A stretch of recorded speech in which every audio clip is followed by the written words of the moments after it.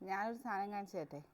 ഇപ്പം നമ്മുടെ ഈ സ്വീറ്റ് പൊട്ടറ്റോ പോലെ തന്നെ ഡയറ്റ് ചെയ്യുന്നവർക്കും അല്ലാത്തവർക്കും ഒക്കെ കഴിക്കാൻ പറ്റുന്ന നല്ല അടിപൊളി സാധനമാണ്.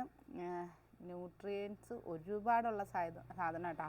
അതുപോലെ തന്നെ പൊട്ടാസ്യവും ഫൈബർ റിച്ചാണ്. നമുക്ക് ഈ ബാത്റൂമിൽ ഈ എന്താ പറയുക കോൺസ്റ്റിപ്പേഷനൊക്കെ ഉള്ളവർക്ക് നന്നായിട്ട് ഉപകാരപ്പെടുന്നൊരു സാധനമാണ്. ഇതാണ് കൂവക്കിഴങ്ങെന്ന് പറയും.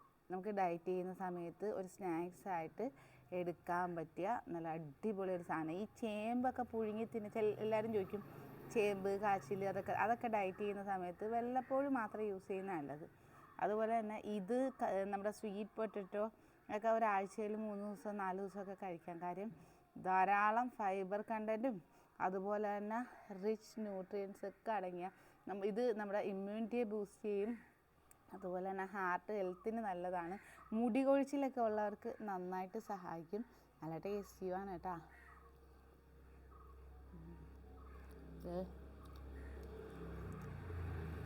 കറക്റ്റ് ചേമ്പൊക്കെ പുഴുങ്ങി തിന്നുന്ന ആ ഒരു ടേസ്റ്റാണ്. ഫൈബർ റിച്ച് ആയതുകൊണ്ട് തന്നെ നമുക്ക് സ്നാക്സൊക്കെ ആയിട്ട് കഴിക്കുമ്പോഴത്തേക്കും നമ്മുടെ വയറ് ഫുള്ളായൊരു ഫീല് കിട്ടും. അതുപോലെ തന്നെ നമുക്ക് ഈ കോൺസ്റ്റിപ്പേഷൻ ഒരുപാട് പേര് ബുദ്ധിമുട്ടുന്നൊരു കാര്യമാണ്. അപ്പോൾ അങ്ങനെയുള്ളവർക്കൊക്കെ ധൈര്യമായിട്ട് കഴിച്ചോ. നല്ല അടിപൊളി ന്യൂട്രിയൻസും കാര്യങ്ങളും ഒക്കെ അടങ്ങിയ ഈ കൂവക്കിഴങ്ങ് നല്ല വേവാണ് കേട്ടോ. നമ്മൾ സ്വീറ്റ് പൊട്ടറ്റോയും അതുപോലെ തന്നെ കപ്പയൊക്കെ പുഴുങ്ങുമ്പോഴത്തേക്കും ഇത്രയും വേവില്ലെന്ന് തോന്നും. ഇത് തൊലി ജസ്റ്റ് ഒന്ന് ചുരണ്ടി കളഞ്ഞിട്ട് ഒരു നുള്ളു ഉപ്പും ഇട്ട് വേവിച്ചെടുത്താൽ മതി. ധൈര്യമായിട്ട് കഴിച്ചോ.